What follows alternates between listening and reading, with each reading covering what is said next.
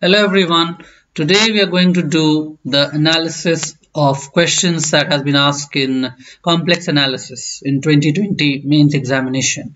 There were altogether 3 questions as you can see, and the first question is asking us to find the integral, okay, along the curve, and that is done counterclockwise. So this question was asked for 10 marks, and it's important that in such questions you should get your answer right. So the source of this such questions can be found in any of the textbooks, so it can be said that it lies in a sort of easy question, but how you do these questions, that matters the most. Now second question was your question number 2C, and using contour integration we were supposed to evaluate d theta by 3 plus 2 sine theta from 0 to 2 pi, and again this was asked for 20 marks. Okay, so the point is that we have given such questions in our test as well, and we released a set of top 40 questions on contour integration, and we will be showing it to you in due course of time. And after that was your question number 4A, which is one of the simplest question, which is asking you to find the analytic function, and they have given it in the polar form. That is, v is given, vr theta is given, and you are supposed to find ur theta and club both together and find the analytic function fz. So altogether questions were on a very easy kind of questions, and as you can see over here that the same question which has been asked here, it is for cos theta, other times it was for sine theta. For both the cases the answer is same, and when we will be taking up the questions I will be dwelling upon the nature of these questions and how to verify answer, and some generalities as well. So this was given in our top 40 questions, as you can see, which was released before mains examination, and this was on a very easy sort of questions as well. And again we give during the residue theorem to evaluate 0 to 2 pi d theta 3 minus 2 cos theta plus sine theta. So on the similar lines we have been giving such questions in our test papers as well, and we have also told students as to how to verify your answer and what is the point, because in this question we gave in the test many of the students got it wrong, but if they apply it in a general format that could be very well done. Okay, so now after this I am going to this question, that is your contour integration. Okay, so this was the question. All right, so in the test, or for that matter on a unit circle, if we do the integration using a plus b sine theta, so this you can write this as a square minus b square. So in your examination you can be very much sure that you should get your answer as 2 pi under root 5. Okay, on the similar lines this was we have generalized for this. If it is sine or cos, that answer will be the same, and it's sort of given in any kind of textbook. So we have underlined this point. At the same time, question alpha plus beta cos theta plus gamma sine theta. Now this also has been sort of asked in examination in 2006 if I am not mistaken, or 2009 I suppose.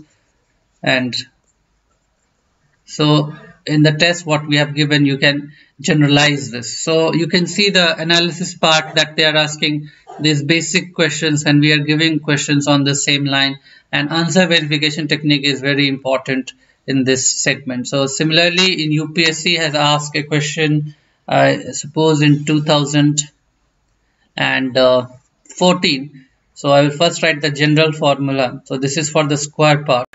So this is nothing but 2 pi a by a square minus b square to the power 3 by 2.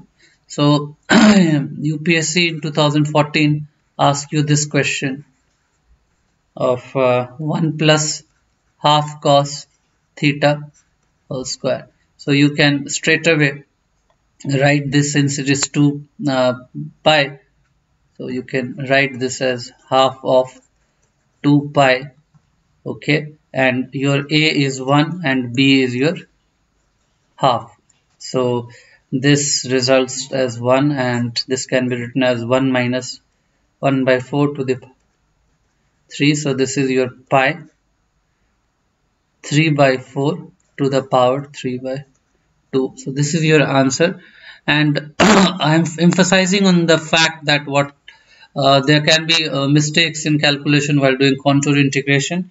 So you can write this as 8 pi by 3 root 3. So you can always verify your answers like this, and there are always pattern to the kind of questions that have been asked, and we have already read the sheet, and we feel that that is more than sufficient to do questions on contour integration. And now this analysis part, we could see that questions were on very easy things. And again, we are starting our test series from 31st January 2021, and these are your sectional tests. So sectional test will help you to prepare very well before the mains examination, because after that there is not much time. After the prelims there is not much time where you can really make a drastic change in your preparation. So this was your analysis questions were on easy pattern. So what you are seeing in these kind of questions is that you can verify your answers and you can make generalities, and when I will be taking up the questions, I will be going in great depth and giving some perspective on each and every question, and that will help you. And I hope that analysis that is very much meticulous and planned one will help you to understand the paper and how to approach it, and what are the underlying things, and there should not be any generality that regards easy or tough part, because UPSC will always balance the question. In some section, if they give you easy or non-lengthy questions, then they are going to come up with some unconventional and unseen questions, and that should not deter you. And in the ultimate analysis, it's the accurate answers that you get, and more you get, the better it is. And so the whole point about this analysis is is go beyond basic textual things and make some see some pattern in every section. So I'll try to come up with all the sort of series, and that will immensely help you.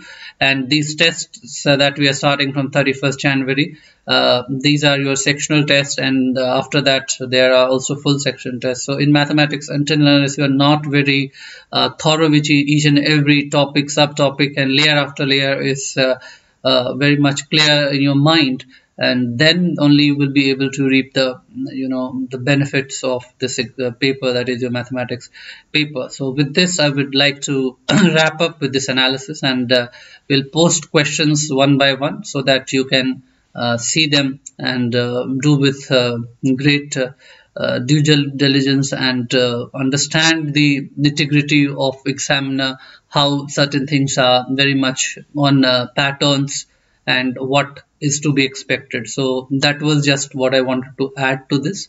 So I would urge you to like and share these things, because I feel that they should reach out to the large segment, because not everyone can have the guidance. So this is altogether free, all of these analysis on the public portal on the YouTube. So if you like and give us some comment and feedback, that will really bolster us to do more on our bit.